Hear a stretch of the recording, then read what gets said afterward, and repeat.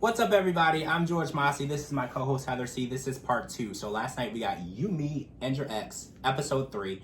And if you did notice, there was no Jimmy, Lisa, Jack, and Wendy last night. So we don't know what happened on the RV trip at this point. I hope that we get to see that next week so we can catch up and see how things are going, because we know that they were going to visit their son and surprise him. And I want to know what happened because they've never shared this small enclosed space for this long before, so I want to see how it goes. All right, so we're going to see how that goes next week. So let's talk about the new couple that we met last night. So Josh and Jennifer were married and they had a child together. Their relationship didn't work out. Josh then met Danielle. They had a child together. Their relationship is going great. And Jennifer, who was married to Josh, is now with Chantel, a woman. And they're ready to have a baby, and they want the father to be Josh, only as a donor. So hopefully that's not too confusing. No, I think you made that easy for us. Okay, so they are together. Josh and Jennifer were together, but Chantel and Jennifer are together now 6 years. And there's going to be a third child, and Josh will be the father of all three if the process works out in their favor. So first of all, what do you think of this situation? Because they all seem to get along really well.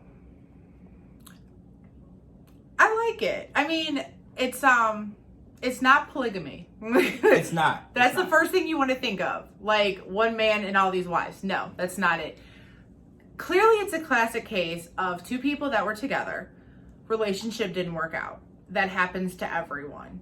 Sometimes people just don't know what they want out of life. They don't know who they are, who they want to be with. They just haven't found the one. In this case, like Jennifer said, her and Josh are just better as friends. Yeah. Best friends. And it seems like he has an amazing connection with his new wife. She said even like the passion and the sex and everything was so great. And that's how their little one was there. So, yeah. I mean, obviously that's a winner. And then the fact that they're able to co-parent, be in this relationship, everybody's cool, everybody gets along. I mean, it's great. I kind of feel like Chantel, right? That's the one, the newest one, right? Yeah. I kind of feel like she might be a little like, not weirded out, but like a little odd man out, only because like, you know, she's in the relationship. She said like, that she didn't want to give her the time of day at first. Not that she didn't like her, but because one, she was married, two, she was straight. Yeah. And then now the fact that, you know, they're in this relationship together, he might be the donor, father, whatever, of their baby. That's a lot to take in because he wants to be part of it in the hospital and everything. And she's like, I'm cool with that, which I understand where she's coming from, because most of the times in these type of situations, the donor is a donor. They're not in the room. There's no long-term thing. This is a special situation because they know who the person is. Mm-hmm. So I think he looks at it not so much like, oh, I'm the dad. I think he looks at it as, we're family. We're combined, blended family. And you know what? You're at my house all the time. You know, I helped you guys out. This is my sperm, you know, whatever. Like, I think he just looks at it as like, I want to at least know the kid, you know, and be that father figure for them. And I think she looks at it as, okay, that's fine, but you know, we're raising the kid together. You can be like the man in the background, but so there are two different pages with this, but yeah, I agree. I think they can work through it. That's kind of the only conflict that I saw so far. They were all eating together. Their kids were eating together. Everything looked great. They just need to separate the two and find what makes everybody comfortable in this situation, which they will. Fingers crossed they'll be pregnant real soon. We did see an insemination taking place on the show last night. I love babies, so I can't wait to see. So I can't wait for you guys to have your baby. All right, so let's talk about Alex and Caroline and Steven. Well, it was mostly just Alex last night. So he went ring shopping. I love Alex. Alex is amazing, by the way. And he's ring shopping for his soon-to-be fiance of 1 year, Caroline. And I'm here for it, let me tell you.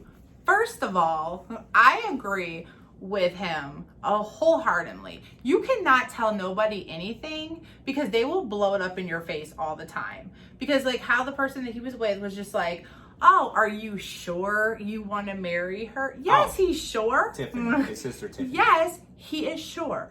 I think people of today's day and age are so one-sided, one mind type of person. I think they think that you're either straight, you're gay, you're bi. You can't just be different things. You can't find yourself. You can't just love people. Whatever happened to just loving people? Why does there have to be labels on love?